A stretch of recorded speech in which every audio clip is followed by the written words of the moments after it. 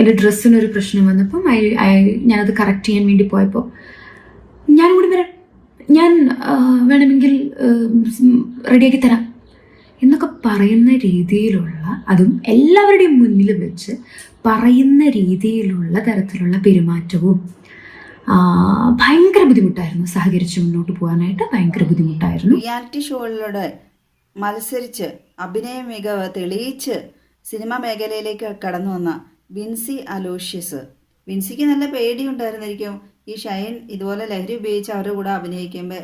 അസിപ്പ് പറയാൻ മാത്രമായിരിക്കില്ല, പിന്നെ എന്തെല്ലാം ചെയ്ത് കൂട്ടായിരിക്കും. മറ്റ് സീനിയേഴ്സ് ഒന്നും കാണിക്കാത്ത ധൈര്യപൂർവമായ ഒരു സമീപനമാണ് ലഹരിക്കെതിരായി എടുത്തിട്ടുള്ളത്. ലഹരി ഉപയോഗിക്കുന്നവരായിട്ട് ഇനി അഭിനയിക്കില്ല എന്ന് വിൻസി എടുത്ത തീരുമാനവും വളരെ നല്ലത്.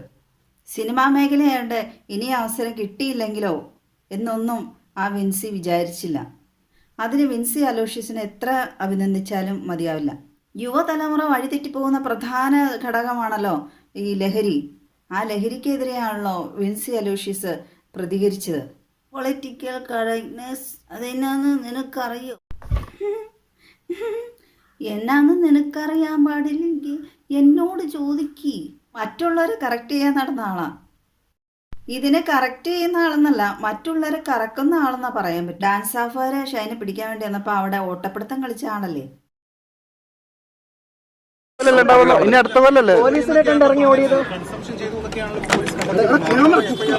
അതെനിക്കറിയില്ല, നിങ്ങൾക്കറിയോ? കറക്റ്റായിട്ട് അറിയോ? കറക്റ്റായിട്ട് അറിയോ? ആ ഓക്കെ, ഇനി എന്താണ് അടുത്ത നടപടികൾ? സംസ്ഥാനത്ത് ആദ്യമായിട്ട് കൊക്കൈൻ കേസിൽ പിടിക്കപ്പെട്ടത് ഈ ഷൈൻ ടോം ചാക്കോയായിരുന്നു. അപ്പോൾ അതിൻ്റെ ആ ഒരു 10 കൊല്ലത്തെ എക്സ്പീരിയൻസ് ഉണ്ടെന്നാണ് ഷൈൻ്റെ അപ്പം പറയണത് വാർത്താ സമ്മേളനത്തിൽ. ഇപ്പോൾ പിടിക്കപ്പെട്ടത് ഓലപ്പാമ്പ് കാണിച്ച് പേടിപ്പിക്കണതിന് തുല്യമാണ്. ഷൈൻ്റെ അപ്പനിപ്പോഴും ഷൈൻ കൊച്ചായിട്ടാണ് തോന്നണേ. അതുകൊണ്ടായിരിക്കും ഇത്രയും വലിയ കാര്യങ്ങൾക്കൊക്കെ കാണിച്ചു കൂട്ടണയൊക്കെ ഓലപ്പാമ്പായിട്ടാണ് അച്ഛന് തോന്നണത്. മക്കളുടെ തെറ്റുകളെ ഇതുപോലെ ന്യായീകരിക്കണ ഷൈൻ്റെ തന്തമാരെ പോലത്തെ തന്തമാരുണ്ടെങ്കിൽ നാട് കുറെ നന്നാവും. ഈ ഷൈൻ ടോം ചാക്കോ ഇങ്ങനെ വന്നില്ലെങ്കിൽ അത്ഭുതമുള്ളൂ. 10 ഗുണം 10 ഗുണം അവൻ്റെ അപ്പൻ്റെ. ലഹരി മരുന്ന് കേസുകളിൽ അകപ്പെടുന്ന പാവപ്പെട്ട വീട്ടിലെ കുട്ടികളാണെങ്കിൽ ജാമ്യം ഉണ്ടാവില്ല, പൊല്ലാപ്പുകളൊന്നും ചില്ലറയായിരിക്കില്ല. ഈ ഷൈനെ പോലുള്ളവർക്കൊക്കെ എങ്ങനെ ജാമ്യം കിട്ടുന്നു എന്ന് ആലോചിക്കണം. അഭിനയിക്കാനുള്ള കഴിവുണ്ടെന്ന് പറഞ്ഞിട്ട് ഷൈന് ഇഷ്ടംമാതിരി സിനിമകൾ കിട്ടാറുണ്ട്. അതുകൊണ്ട് പണത്തിനൊരു പഞ്ഞവുമില്ല. പുള്ളിക്ക് ബാക്കിയുള്ളതെല്ലാം പുറകെ പോകുന്നുള്ളൂല്ലോ പണമുള്ളതുകൊണ്ട്. ഈ ഷൈൻ എത്ര കൊണ്ടാലും പഠിക്കില്ലാന്ന് വെച്ചാൽ കോഴിക്ക് കൊണ്ടതാണല്ലോ ശീലം അല്ലേ. എന്നാൽ ഈ ഷൈൻ്റെ അപ്പന് ചിന്തിക്കാൻ പാടില്ലേ, ഈ ലഹരിയുടെ ഉപയോഗം കാരണം ഇപ്പോൾ ഈ കേരളത്തിൽ എന്തെല്ലാം സംഭവങ്ങളാണ് നടന്നുകൊണ്ടിരിക്കുന്ന ദിവസവും. അല്ലെങ്കിലും ഈ ഷൈൻ ടോം നാക്ക് കുഴയാണ്ട് സുബോധത്തോടു കൂടി സംസാരിക്കുന്ന ഏതെങ്കിലും ഇൻ്റർവ്യൂ ഉണ്ടോ? പോലീസുകാർക്ക് പിന്നെ അതൊക്കെ കാണുമ്പോൾ മനസ്സിലാവുമല്ലോ പുള്ളി ഡ്രഗ് അഡിക്റ്റ് ആണോ അല്ലേ എന്നുള്ളത്.